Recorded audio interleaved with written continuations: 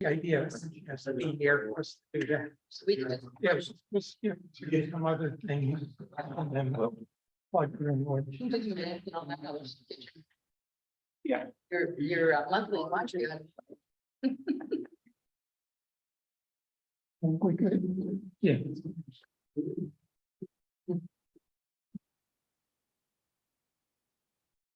Morning, everyone.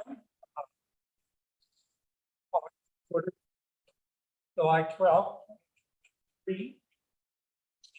So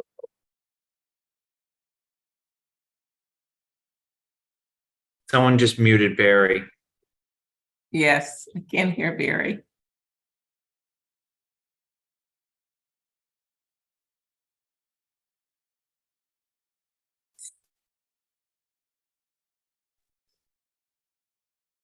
Can you hear us now? That's much Better. better. Thank you so much. That's a very important voice to hear. hear me now. Yes. Okay. Minutes were circulated in advance. Any corrections or changes to the minutes? I have one, under members present, Michelle was virtual, so we can go in parentheses. I Correct. think both Jason and I were virtual, right? Yeah. Yeah, they just left you off as virtual. Thank you. Okay, any other changes? Okay, with that amendment, I would entertain a motion to approve the minutes. So move. Third, second. Second, Okay. Roll call, Mr. Dinsky, Aye. Mr. Thorburn. Okay, Mr. Malinowski, Aye. Ms. Jones Johnson. aye. Chair votes aye, minutes are approved. Just quickly on the ledger, obviously, new year, we haven't spent any money. So, let's go to our guest of honor. We welcome Labor Council Kate Federoff. Thank you for being here and joining us. Just a few words and I'm sure everyone read the memo in the packet that preceded the handbook and the revised SAP. It is not my intent to go through the handbook in any detail today. We'll have plenty of opportunity to do that. What we're really shooting for is a more global view of what we're trying to accomplish with the handbook and the SAP, and more particularly, what we're looking to take out of the SAP and just have in the handbook. So that's the main goal of this meeting, at least from my perspective. But again, if anybody has particular questions about particular things that are in the handbook, to the extent you even had a chance to read the handbook, which I certainly didn't encourage you to do at this point, you should feel free to do that. Kate, do you want to make any preliminary? Sure, remarks? sure. I think really what we need to do is try to focus our task. What do we want to accomplish here? And how can we make the personnel bylaw more usable by converting a lot of that, a lot of those elements into the handbook? So there are certain things that maybe you absolutely want to see in the bylaw and would require town meeting approval. One of the things, I'll just give you, for example, so we can know what we're talking about. When Barry and we had a quick conversation, he said, I really think holidays should stay in the bylaw, because if we never expected a new holiday with Juneteenth, and then Juneteenth came around, right? So if that were to occur again, perhaps you really think that the town residents have the need and the right to speak on their desire to implement the holiday in Southborough. So that's just an example. But what we can do with the bylaw is we can essentially eliminate everything with the exception of a few particular things. So the things that town meeting must speak on is the actual compensation plan. So if I'm a principal clerk, for example, this is not a position in Southborough, but I'm a principal clerk. I have a range of X dollars to X dollars, and that's what town meeting must approve. So modifications for that have to go through town meeting and therefore they have to be in the bylaw. And then, of course, you want to ensure that you, as the personnel board, have the right to promulgate policies, rules, and regulations so that you're empowered to then create the second document, which ultimately will be the employee handbook, and lump some of those things in there. And that could be vacation, that could be personal time, that could be military leave. And what I like about a personnel policy as opposed to a personnel bylaw is it allows us flexibility to change with this ever evolving area of law. So for example, recently enacted was the Crown Act, which protects hairstyles and the like, because that could be reactions against certain hairstyles could be racially motivated, right? So they enacted a whole new piece of legislation which protected certain hairstyles. And if we had to then wait to go to town meeting to modify our policy to ensure that we were compliant, we'd be out of compliance for months, right? So a policy allows a little bit more flexibility and we can pivot when we need to. So the revised, the draft revised SAP that was in the packet, I think represents along the lines of what Kate was saying, an aggressive approach to the SAP, taking out all those things that you could argue really don't need to be there to serve the central purpose of the SAP.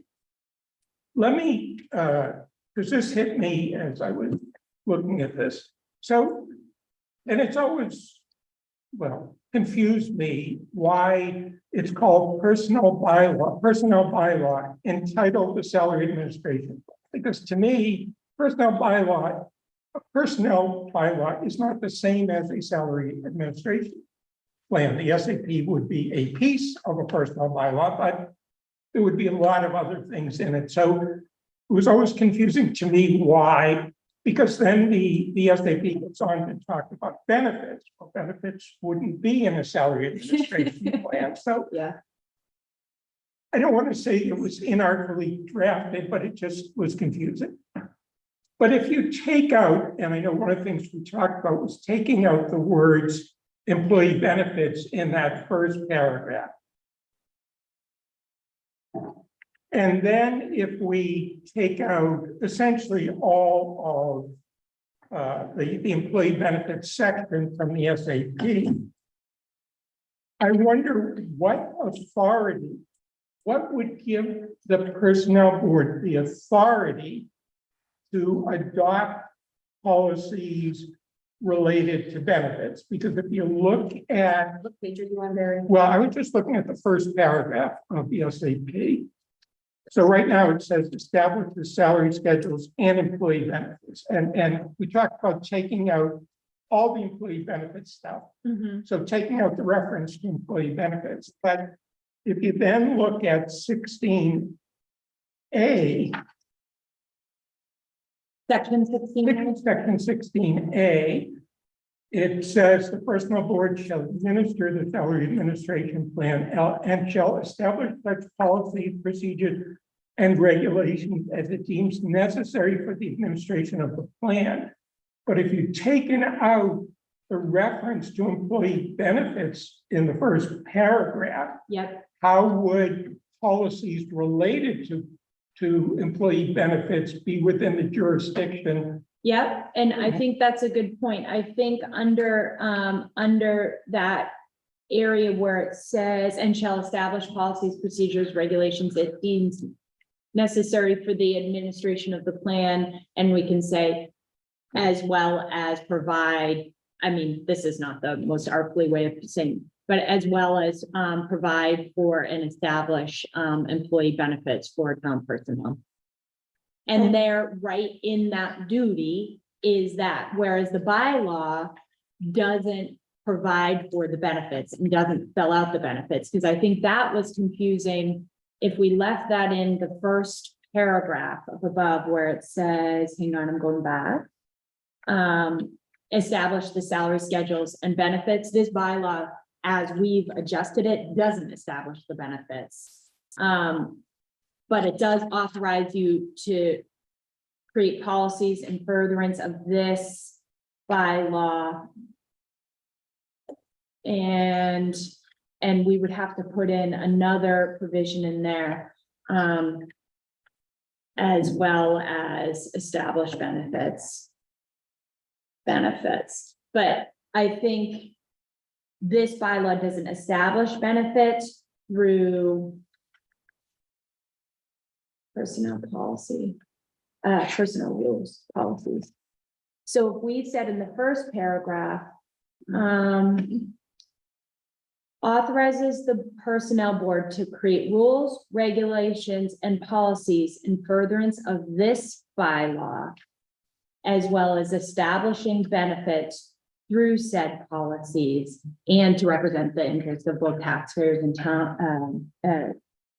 town employees. And then on 16A, if we scroll down and say, the personnel board shall administer the salary administration plan and shall establish such policies, procedures, and regulations as it deems necessary for the administration of the plan. And establishing benefits and rules and regulations regarding conduct and policies like that. Because in the policies, we want a non-discrimination policy, we want, a code of conduct for employees, I would imagine. So, we would have to massage those words, but I think those are good additions, Barry. Yeah, I just want to be sure that we're not giving up something in the cause of Yes. trying to broaden it. And we could make the argument that if the wording is right, that almost all of what's in the handbook would be within the jurisdiction of the personnel board. Yes. Whereas today, I think we have, at least since I've been on the board, viewed it, the benefits piece fairly narrowly. In Yes. terms of only those things that are specifically within the SAP. But I Yeah. think by this mechanism, we could have a larger role in some of these other policies that are out there that at least arguably are benefits. Yep. So that was, I just wanted to get that clear. I don't want to hog this. I'm sure other people have questions about the direction and what their thoughts are about what should stay in the SAP, what should come out. Go ahead, John. Was my understanding that what we were looking to do with the handbook was to have things in there that we couldn't change midstream in the SAP. The things that would come up during the year between annual town meetings that we could not change in the SAP other than town meeting approval. And I'm just, somebody can disagree with me, but I think the whole fact of the matter is that Mr. Purple has the administration of all the personnel policies and all the other stuff as it stands right now. And the only thing the town meeting changes is the wages. You don't have to have an annual vote to change the wages and the benefits if that's the case, but I make no bones about it. I don't think this handbook is necessary, but that's just me. Okay. I don't know. Kate, you want to? Yeah, I mean, so a handbook is a really useful tool for the employees, right? To have a one-stop shop where they can look to find out anything they're needing. So for example, I may have a situation, a medical thing in my family. And so what do I look up? I look up leave, right? And I'm just gonna do a control find in my document and I'll look up leave and I'll get every, all the information I need on leave. So for example, I'm being deployed. Right now, that's in the personnel bylaw. It'd be really nice to have that just in the handbook where I can find out really what my benefits are. I'm being deployed. I need to know what kind of leave I'm gonna get. My child is sick. I need to know what kind of protection I'm gonna get. That kind of stuff. And in my experience, and I don't know Southborough Town Meeting as well as you do, because you're residents here. In my experience, the town meeting is most interested in what are the wages that we're paying our employees, right? Because the town meeting is the pocketbook. They're the ones who dole out the money every year and say, you know what, you're being excessive here, or we think so-and-so is underpaid, that kind of thing. They don't care if you get a week's carryover. That's operational stuff that Mark will have input before the board on. They don't, all of that stuff is noise in my experience. It might be different in Southborough, but I think that's what they're trying to clean up here, because vacation, I know, for example, is a hot topic with this board and a lot of discussion as to what do we want to provide our employees, what's going to keep us competitive, but what's going to keep us operationally efficient and all of those things. And you really get into the nitty gritty as a board. That kind of discussion in my mind doesn't really happen at town meeting. And so that's why I think moving that to the employee handbook might be more convenient for everybody and without ruffling the feathers or interfering with the jurisdiction of town meeting. So that's just my 2 cents, but of course, I take your direction as a body. Well, I feel that the SAP plan has worked here for years. And like I said, my understanding was that we were gonna try to get what we couldn't change. Well, you know, during the year into this handbook. But I don't know, I need a lot of guidance as to what you want to take out of the SAP and not have them. Yeah, so that's where I need your guidance. Yeah, I would say, John, that certainly what you cited was one reason for the handbook, but not the only reason.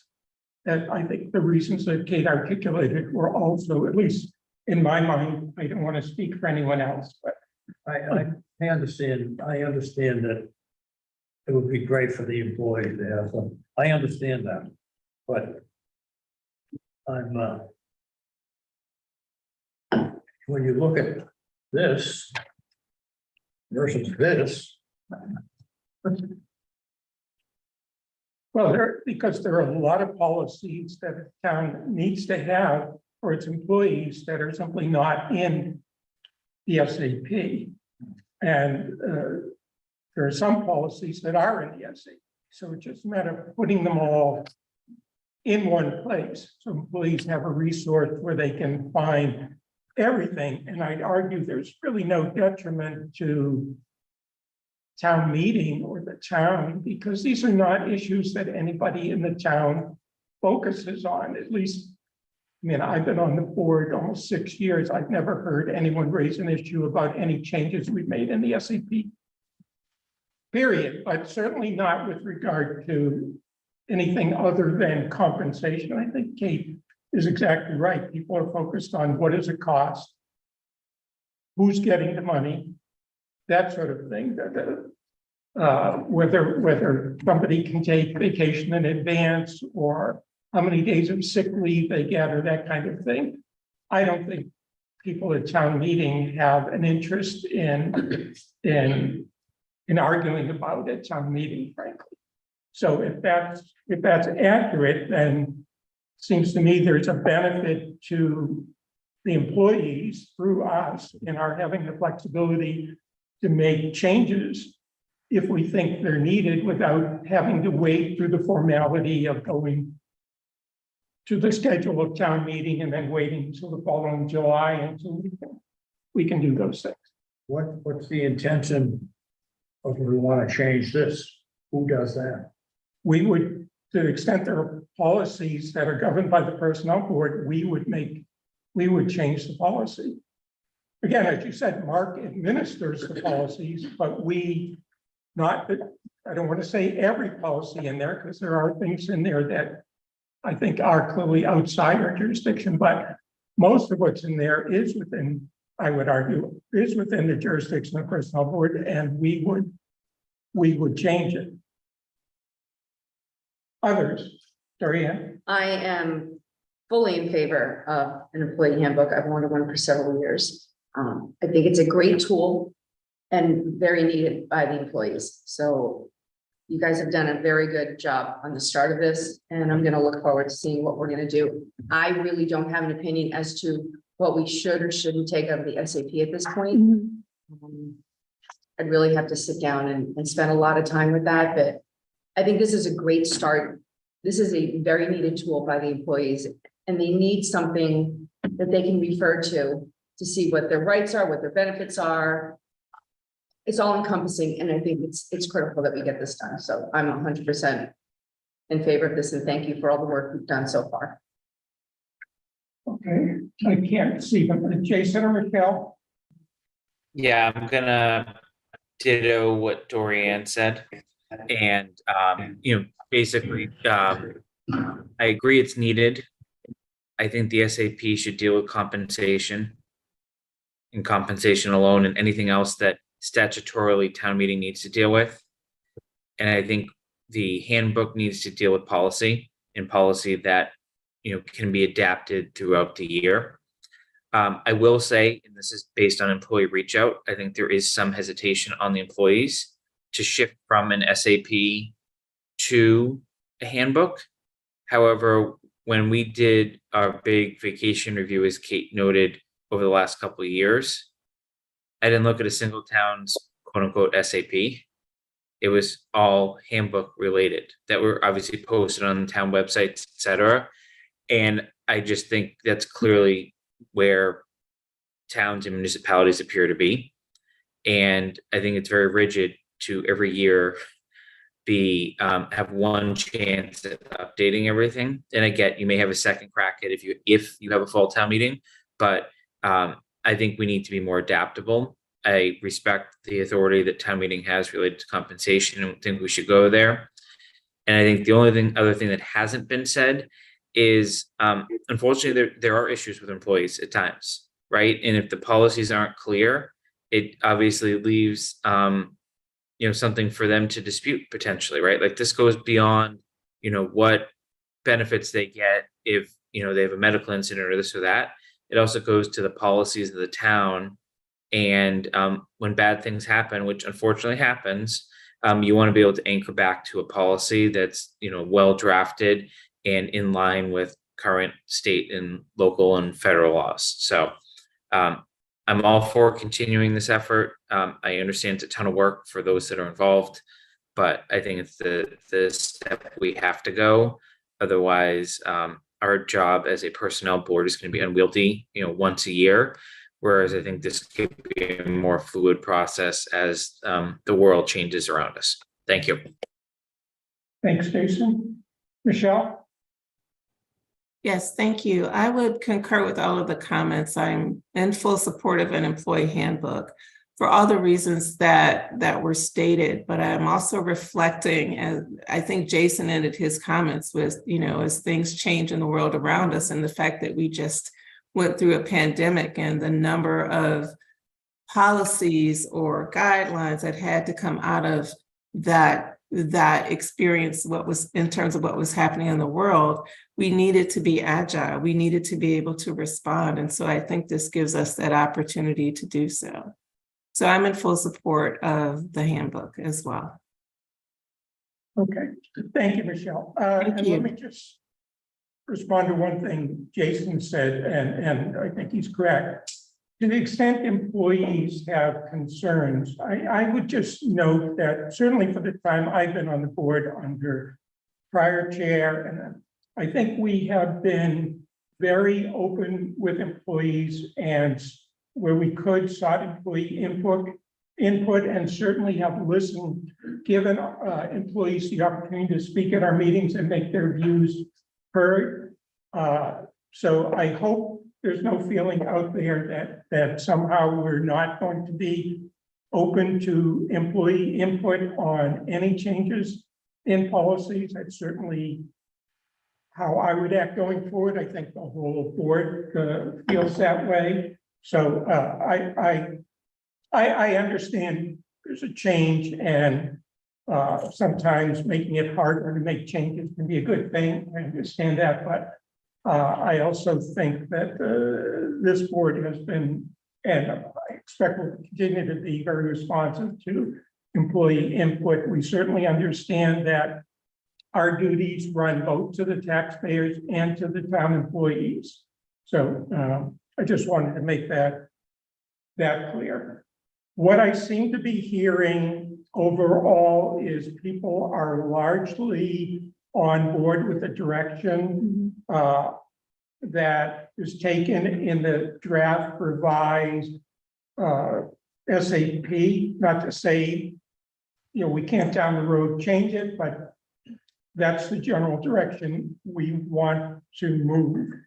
And if that's not accurate, then I understand John's feeling, but other than that, I would like to give Kate direction to move forward along the lines that she has laid out in the revised SAP. Okay, so and when you guys vote, this is what I'm hearing you say, so then I'll take what we've started. And for example, I'll work on the definitions, because some of those definitions are referring to things that aren't ever repeated again or unnecessary, and kind of fine tune that. And I'm gonna roll with what you had mentioned first, Barry, and I think it's a really good point about allowing you or providing you with the authority to deal with benefits too, because that is a critical component that we don't want to lose, to make sure that you're not losing authority, and to make sure that that everything is clear and working together once you take your vote. But that's what I'm hearing you say, Barry. And I don't know if you want to think about having a working group or something where I will have resources to go back to you before I present the entire board with a more final document. Does that make sense? Yeah, so John and I have been The working the group. working group. Yeah, and that will say, okay, good, perfect. Okay. Do you think we need a vote to authorize you to go forward, or because Well, I don't think you necessarily need a vote. I can take your direction because nothing happens until there's a song at the end, right? Right. So I don't need a vote. I can, and I'm sure Mark will authorize me to work on this. So I don't need necessarily a vote, and I can just come back and present the final document to the board after I work with you to fine tune it. Does that make sense? Yeah. Sounds fun. is everybody okay with that? I can't see Jason or Michelle. Yep. You okay? That approach, getting thumbs up. Okay. Thumbs up. Good, okay, I think that takes care of handbook SAP for now. Let's go to vacation borrowing. Oh, sorry. Go ahead. Can you please get a copy of the draft? The packet wasn't posted. Heck, it wasn't- Okay, certainly, no, I have no problem with that, and keep in mind, it's a rough draft. It's not, it's a work in progress, but I'm happy to share that with you. Okay, moving on to vacation borrowing. So this is something that we had talked about in the past, and we had put off until Kate had an opportunity to to weigh in on it, and Kate has put together the policy that's in your packet along with an acknowledgement form for the employee to sign. I don't know, Kate, if you want to say anything on this, it's pretty self-explanatory, I think. Yeah, it's self-explanatory. So because we don't want people not to be able to use vacation in the summer, which is a really nice time to take vacation, this allows the employees to borrow time in anticipation of their annual accrual. So on July 1st, I might have 0 days, but I still want to go to Disney World with my family. And so I can take 5 days off, borrow it from my anticipated bank. And as I accrue it, that balance goes less and less negative to 0 and then starts going positive. And the most important thing for the town is that under the Wage Act, of course, vacation is considered a wage. And you can't offset the final paycheck unless there's a valid set off. So if I go on July 1st for my 5-day vacation and then I quit on July 10th, I'll have a negative balance. And without this, I wouldn't be able to deduct those 5 days from the final paycheck. And this allows us to do that and have cover under the Wage Act, because Wage Act is trouble damages and attorney's fees, and we don't want to go there. So it's a benefit to the employees and protection to the town. Okay, one change to the policy that we thought we had fixed, but it's not fixed in the draft. So the second sentence says, also under said policies, employees begin to accrue vacation each July 1. It should say on each anniversary date. Oh, anniversary date, okay.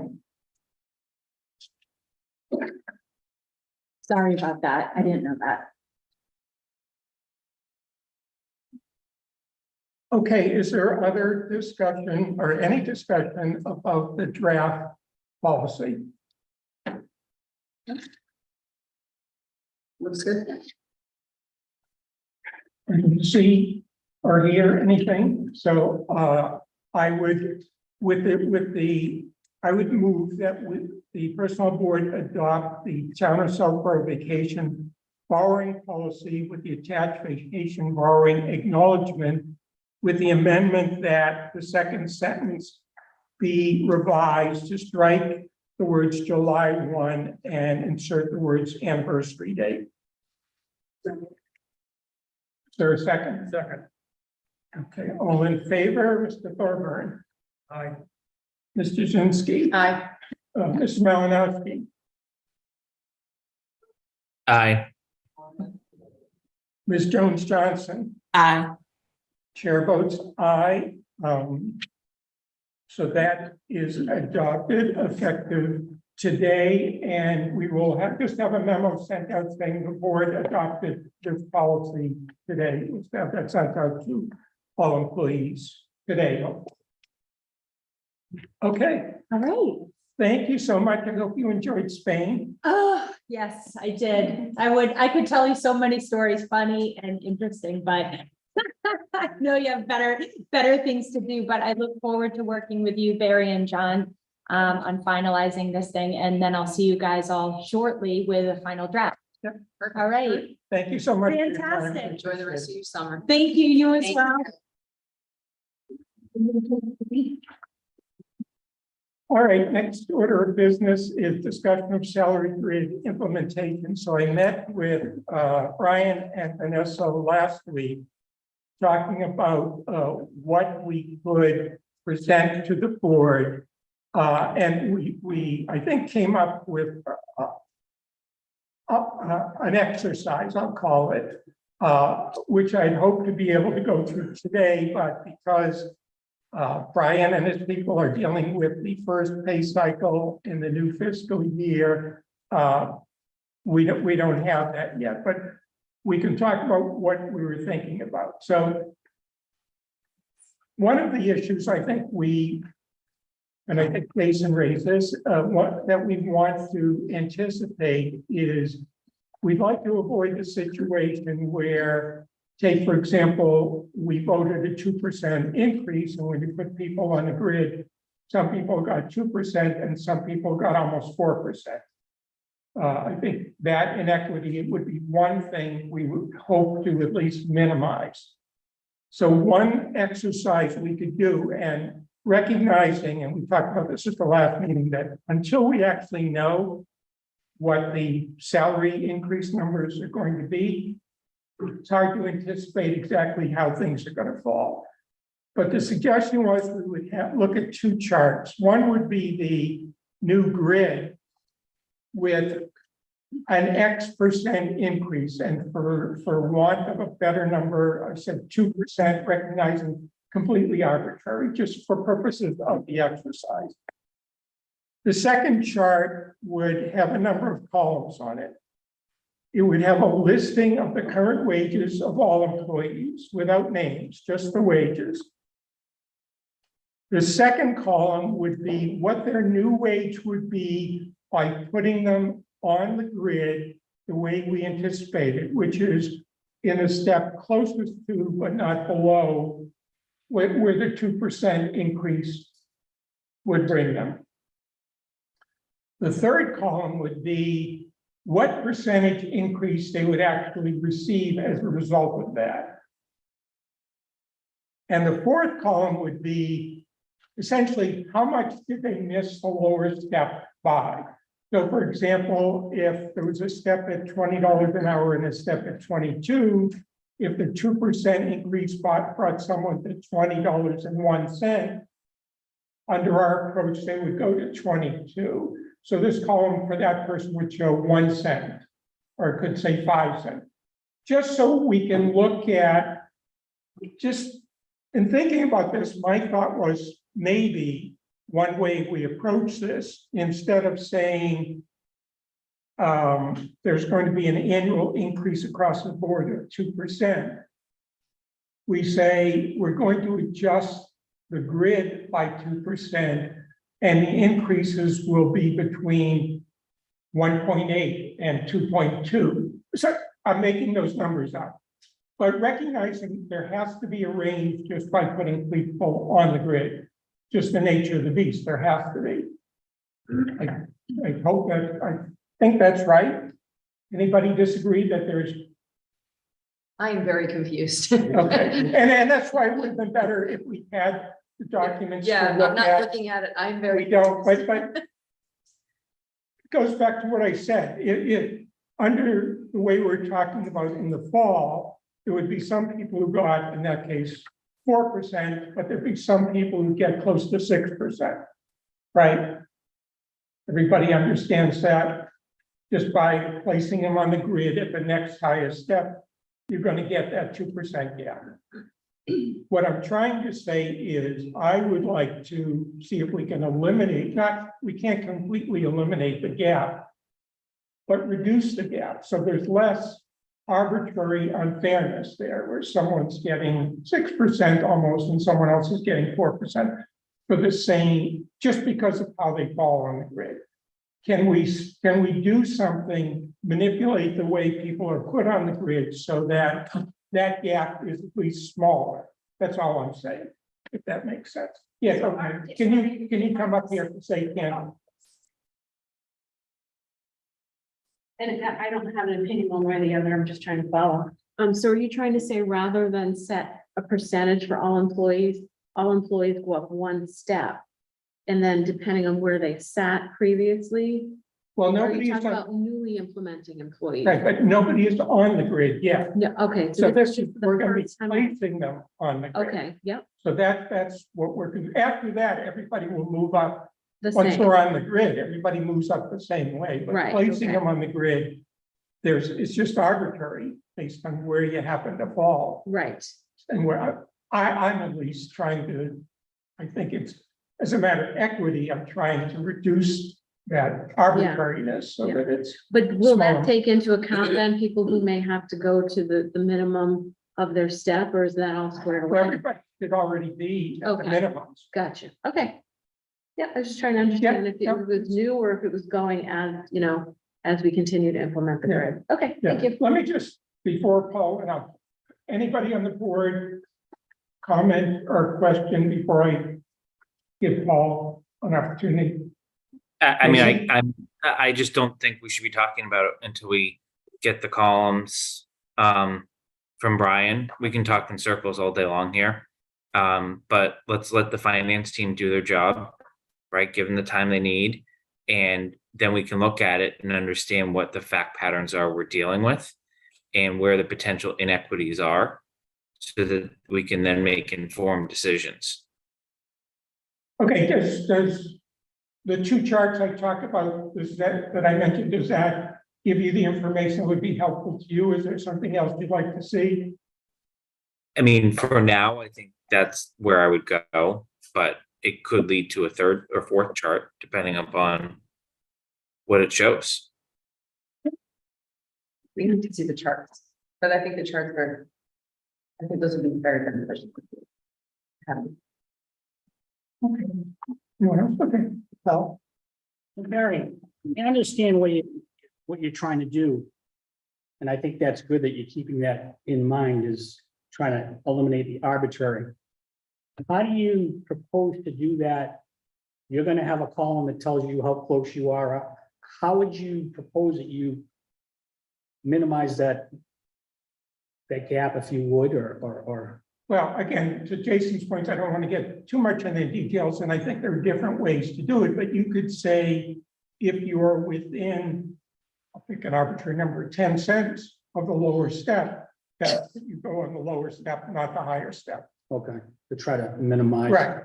So That's just one, we haven't discussed this board, I'm just going off the top of my head, that's one thing you could do. okay, so you are looking to try to minimize that. Yeah, Okay, no, I think it's I think it is good, and it's, without the spreadsheets, obviously, you're not gonna be able to do it. Okay, just wanna make sure. okay, John. Seems like we're in, I'm a little confused. What's wrong? What do we have to have equity for? These people have been employees for a long, long time. We've adopted a slot draw, a grade slot. Let it fall where it may. We've got it on adopted and continue on from there. I guess in my mind, why should, if we can avoid it, why should someone get double the increase of someone else? When it's not based on job performance, it's just completely arbitrary. Well, for the sake of argument, the job performance has been evaluated every year right along. Nothing wrong with it. Or if something would have been done. If John's been here for 25 years and he's been here 25 years and you've been here 5 years, there's got to be some merit for that 20 years. Let it forward what it is and avoid. As Jason said, avoid only to go around and around and around. I think the confusion is coming in because we're going from a grade to a step system, so everything's all convoluted right now, and we're just trying to make sure that everybody is equitable in the new system. So it's the new system that's throwing everything into disarray here, and we're just trying to make sure that we're being fair across the board. Well, as a result of the Collins report, we've supposedly got everybody where they're supposed to be now. They're in the correct grades. Or whatever. And Right, we're going from grade to step, John, so Huh? it's just a different program, and it's just very different than what, we adopted it. that's why Well, we're trying to fix it. the other point I'd make is there are equal pay laws, and if you have two people doing the same job and one gets a 4%, whatever, 4% increase, and the other one gets a 2% increase for the same job performance, you have potential problems with that. So I think there are a number of reasons why we want, I think it's in our interest to try to minimize those. It's also really convoluted this first year, next year, as we transition, back into a step system, and then it really evens out in becomes much less complicated going forward. We hope. Okay, but we'll have an opportunity to talk about this once we have something to look at, and we can decide what direction we want to go at that point. So unless there's further discussion, happy to move on. FY 25 compensation, all that is there's an updated CPI document in the packet just for your information. I'm not sure there's anything to really talk about at this point unless somebody chooses to. I do have a question on that, Barry. Hmm? I do have a question. Okay, As far as the compensation thing, we're looking at indexes, we're looking at other towns. Just keep in mind, you're still trying to catch up. You've got to situate, so going out and what are other towns doing, complete waste of time. You got to get everybody, what the consultant had said is you're behind. So you gotta get people caught up before you get caught up with other towns and what they're doing. The indexes are all great and fine, but you're probably gonna need another significant increase, get people up to the level where we want to go. I just want you to keep that in mind. I don't see it being 1.5%. You're gonna need another significant increase. We're catching up to everybody. If we're trying to solve what the consulting is telling us, you're behind. Okay, so one of the things I don't want to see is us, sending out Vanessa to do some, what other towns doing. We don't care what the other towns are doing. We need to catch up to the other towns before we know what the other towns are doing. We are behind the other communities. That's what we've paid thousands of dollars to tell us.